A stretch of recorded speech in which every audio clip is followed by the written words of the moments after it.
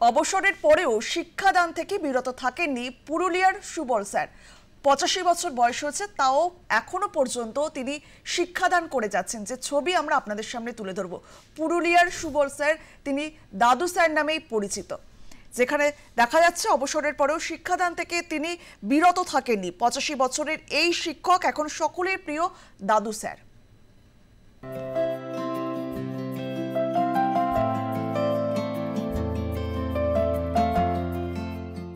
যোগ্য অযোগ্য যে শিক্ষক নিয়ে চুলচেরা বিশ্লেষণ আলোচনা চলছে, তার মাঝে ব্যতিক্রমী প্রতিবেদন কাশীপুরের নপাড়া প্রাথমিক বিদ্যালয়ের শিক্ষক সুবলবাবু।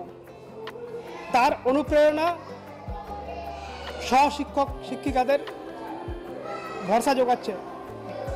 নিঃস্বার্থে শিক্ষকতা, নজিরবিহীন এই ঘটনা অন্যান্য শিক্ষকদেরও পথ শেখাবে বলে আশাবাদী। আজীবন নিঃস্বার্থে শিক্ষকতা করে যাবেন, এই অঙ্গীকার আমাদের ক্যামেরার সামনে রাখলেন সুবলবাবু। অনেক কষ্টে লেখাপড়া শিখেছি নিজে।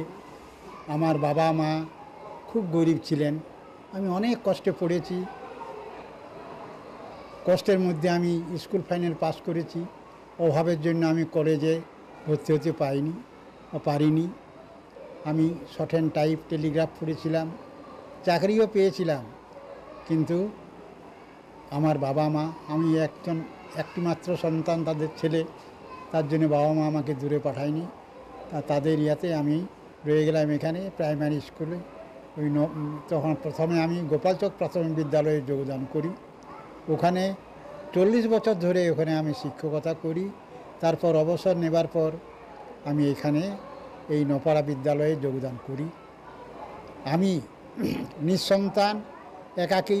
এই শিক্ষক শিক্ষিকারা আমাকে যেন বাড়ির অভিভাবক, সেইভাবে তারা আমাকে সম্মান দেয়। আমি যেন বাড়ির কর্তা, সেইভাবে তারা আমাকে দেখে। আর ছেলেরাও আমাকে, ওই ছেলেমেয়েরা আমাকে দাদু স্যার সবাই বলে। আমি একদিন না এলে ওদের মনে খুব কষ্ট হয়। সুবলবাবুর মতো মানুষ আজকালকার দিনে বিরল। তিনি 22 বছর ধরে বিনা পারিশ্রমিকে আমাদের স্কুলে যে সার্ভিসটা দিয়ে যাচ্ছেন, সেটা একটা নজিরবিহীন ব্যাপার। তিনি বিনা পারিশ্রমিকে প্রতিদিন আমাদের স্কুলে আসেন এবং প্রতিদিন 10:30টায় তিনি স্কুলে পৌঁছে যান এবং 1টা অবধি থাকেন স্কুলে। বাচ্চাদের বিভিন্নভাবে তিনি বাচ্চাদের শিক্ষাদান করেন। শুধুমাত্র যে সিলেবাসের মধ্যেই যে তার পঠন পাঠন সীমাবদ্ধ তা নয়, তিনি বিভিন্নভাবে গান গেয়ে, বিভিন্নভাবে ছবি এঁকে, বিভিন্ন ধাঁধার মাধ্যমে বাচ্চাদের শিক্ষাদান করেন। আমাদের কাছে তো পুরোই অনুপ্রেরণা, কারণ এইভাবে যে বিনা পারিশ্রমিকে এইভাবে যে সার্ভিসটা দেওয়া, সেটা একটা বিরাট ব্যাপার।